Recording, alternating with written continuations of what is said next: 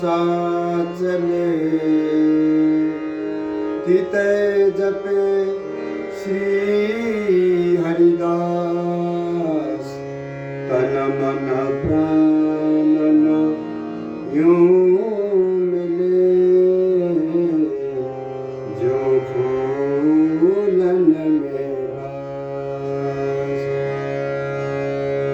श्री हरिदास चरण शरण और वृंदावन वास। मनसा वाचा कर्मणा सुखी बिहारी दास। सुखी बिहारी दास। बोलिए श्री स्वामी हरिदास महाराज की जय। पूज्यपाद श्री सद्गुरुदेव महाराज की जय। जय जय श्री श्यामा श्याम। जय जय श्री वृंदावन धाम।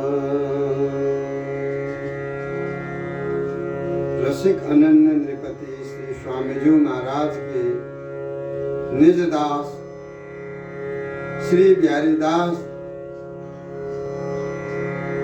निज आश्रितों को समझा रहे हैं कि देखो, इसीलिए ही हमने अपने परमार्थ को समस्त रीति भांति सो ताय छान करके, घस करके, कस करके निर्णय कर लिया कि और ये परमार्थ सर्वोपरि है। ये हमने देख परख करके ही निर्णय लिया है। जासो हम भलीभांति निर्धक्क हो गए हैं, हमें कोई चिंता नहीं है। हमारे समस्त भय भ्रम अपने आप भीतर से निकल के चले गए। साधकों ने अपने धर्म को इसी तरह से निश्चय करके धारण करके अनन्य भाव से भजनो चाहिए। ये बात श्री गुरुदेव जी महाराज ने पहले बताया था। हत्या ताहि लागी है जो मारे करि क्रोध, बिनु हिंसा लागी नहीं वेद कीते बनी सो। यदि कोई व्यक्ति या बात को सोचते हैं कि परमार्थ के स्वरूप को और परमार्थ से ही छानियो तायो जाए हैं, यानी कि परमार्थ दूसरे परमार्थ से भी एक दूसरे परमार्थ को देखा प्रकार जा सकता है कि कौन सो परमार्थ कितना ऊंचो है, कौन सो परमार्थ नीचो है। तो अगर इस तरह से इस भाव से हम या कारण से हम फिर परमार्थ पर चलेंगे तो गुरुदेव जी महाराज से किसी ने कहा कि अपराध लग सकता है। या भाव से हम दूसरे परमार्थ को नीचो, अपना परमार्थ को ऊंचो समझ करके या भाव से हम भजें तो ये फिर अपराध लग सकता है। गुरुदेव ता लक्ष्य सो श्री गुरुदेव जी महाराज उनको समझाने लगे कि भाई अपराध तो उसी को लगता है जिसने अश्रद्धा से किसी की निंदा की, हिंसा की, उसको अपराध लग जाएगा। जैसे काऊ को क्रोध एवं अपने स्वार्थ के लिए मारे उसको हत्या लगता है, वो हत्यारा है।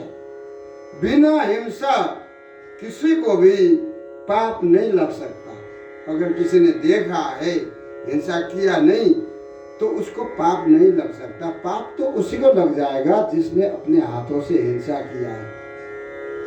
यह बात को वेद पुराणों के ग्रंथों में भी भली भांति शोध करके बताया गया है।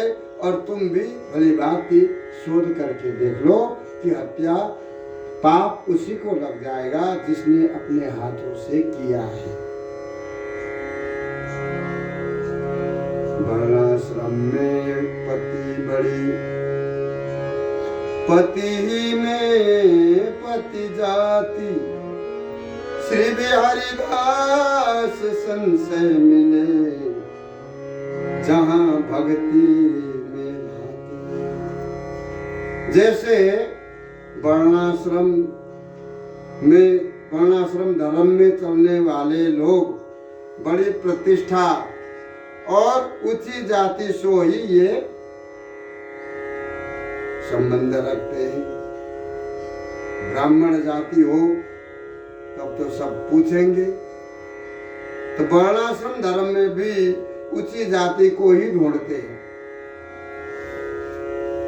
और भक्ति पथ पर जो चलने वाले भक्त हैं, उनको देह संबंधी कोई जाति पाति से कोई भी मतलब नहीं है। जो भक्ति करने वाले भक्त है, उनको देह संबंधित जाति अभिमान को कोई भी मतलब नहीं है।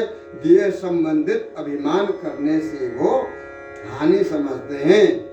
भक्ति मार्ग में कोई जाति नहीं। भक्ति में कहा जनेऊ जाति, सब भूषण दूषण प्राण छूटता, छुअत घर न घिनाती।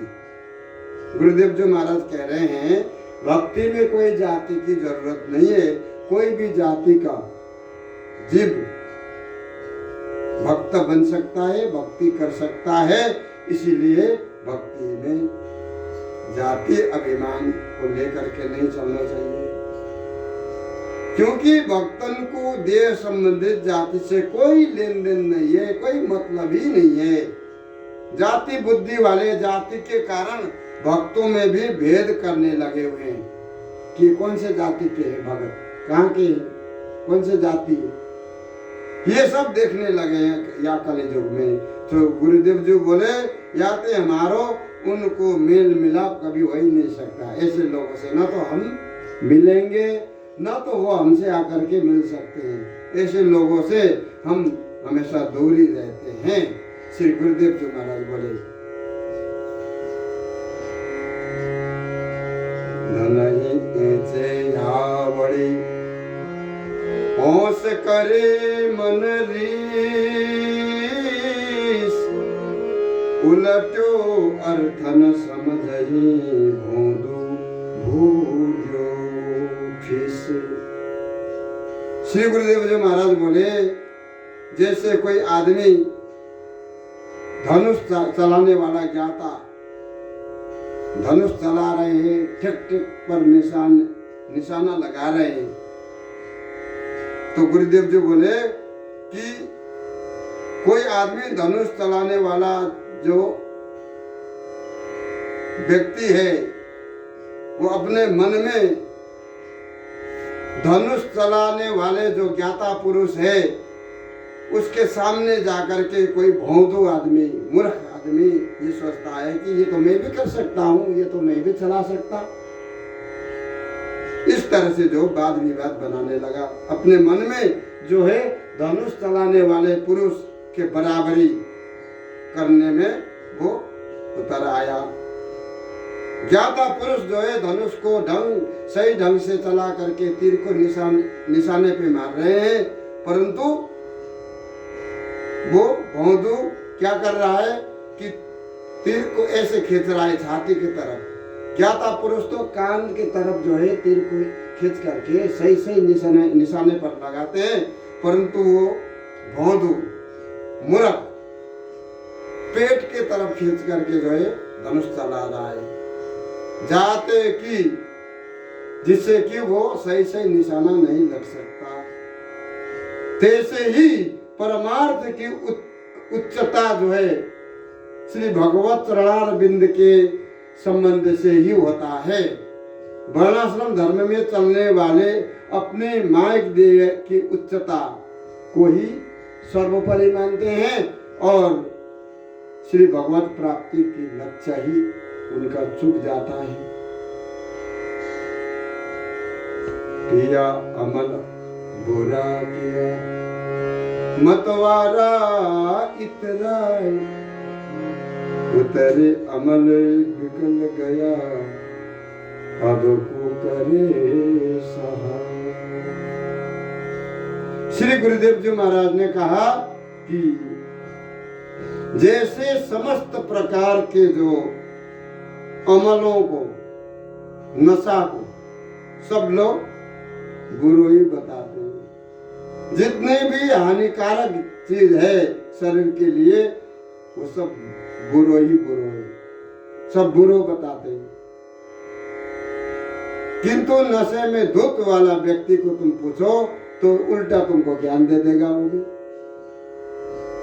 नशे में धुत है परंतु अच्छी अच्छी बातें करता है। नशे के झोंक में आकर के जाने कभी अच्छी बातें भी कह देता है और इतराने लग जाता है। जब बा को नशा उतर जाए तो फिर कुछ भी नहीं है, कोई अपना रक्षक नहीं दिखता। तैसे ही जो उच्च जाति एवं धन संपत्ति गुण रूप बल आदि के अभिमान में इतराते हैं, परंतु किंतु जब ये सब चीज छोड़ करके जाने को समय आ जाए, कभी उन्हीं वस्तुओं पर घमंड करते हैं और कभी उन्हीं सब चीजों को, धन दौलत रूप गुण बल आदि सबको परित्याग करके जब जाने का समय आता है उस समय उनको कुछ भी रक्षक नहीं देता। ऐसे लोगों को कोई भी सहायक बनकर के सामने नहीं आते। कबया किम न लिखन्ति किम न कुर्वन्ति योषिता, मद्यपा किम न जल्पन्ति किम न खादन्ति बायसा। यानी कि कभी क्या लिख नहीं सकते, क्या बोल नहीं सकते, कभी वो ऐसी ऐसी बातें बता देते हैं कि सुनने वाले को भी बड़ा आनंद आता है। किम न कुर्वन्ति योषिता, स्त्री क्या नहीं कर सकती है। अगर अपने मन में आ जाए, स्त्री ने ठान लिया तो कुछ भी कर सकती है। जो पुरुष काम कर सकता है तो स्त्री भी कर सकती है। किम न कुर्वन्ति योषिता, मद्यपा किम न जल्पन्ति, जाने मदिरा पान कर लिया हो फिर वो क्या कुछ नहीं कहता, अच्छी बातें भी कह देता है और गाली भी देता है। किम न खादन्ति बायसा, कौवा क्या नहीं खाता है। कौवा तुम्हारा जो है रोटी भी, चूल्हे से रोटी भी उठा करके ले जाएगा और गंदगी में से गंदगी भी खाता है। घृणित से बहुत घृणित वस्तु भी खाता है, वहां पे भी पहुंच जाता है कौवा और तुम्हारे जो है थाली से रोटी भी उठाकर ले जाता है। तो श्री गुरुदेव जी महाराज बोले कि जो नशे में धुत होता है वो कुछ भी बोल देता है, जब नशा उतर जाए फिर उसको कुछ भी रक्षक नहीं दिखता। ऐसे ही जो लोग जाति बल धन गुण आदि के अभिमान में जो है पड़े रहते हैं, वो जब शरीर त्याग करके जाने का समय आता है तो फिर ये सब कुछ उनको जो है सबको छोड़ के जाते समय उनको कोई रक्षक नहीं दिखता। चाहता तो है कि वो भी उठा के ले जाऊं, वो भी उठा के ले जाऊं, परंतु वो उठा भी नहीं सकता, ले जा भी नहीं सकता।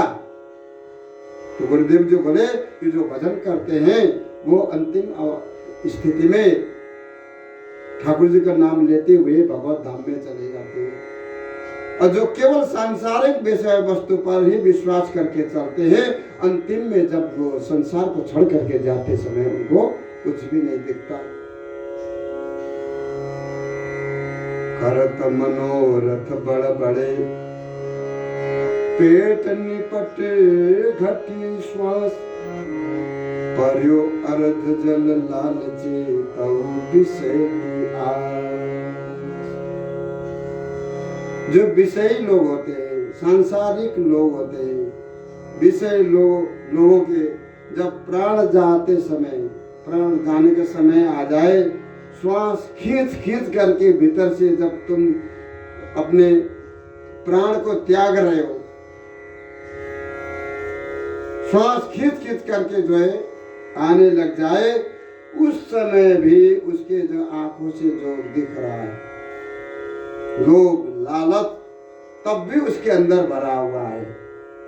श्री गुरुदेव जी महाराज बोले कि ऐसी स्थिति में भी लोभ लालच के मनोरथ उसके भीतर से मिटते नहीं है।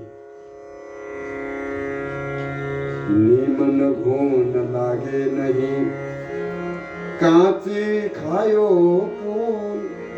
श्री बिहारी दास कहा दुरे देखी छली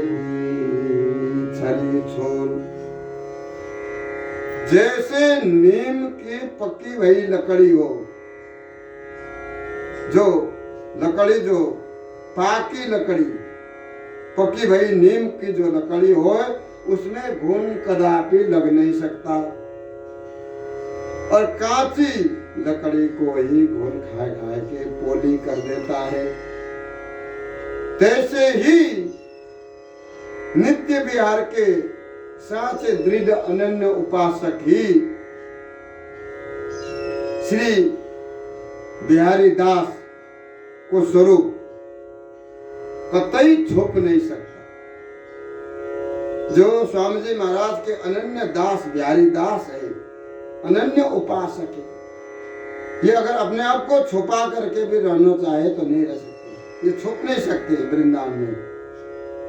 जैसे कि लकड़ी पकी भई है या कांची है, उसको जो है छील करके काट करके देखी जाती है, देखी जा सकती है।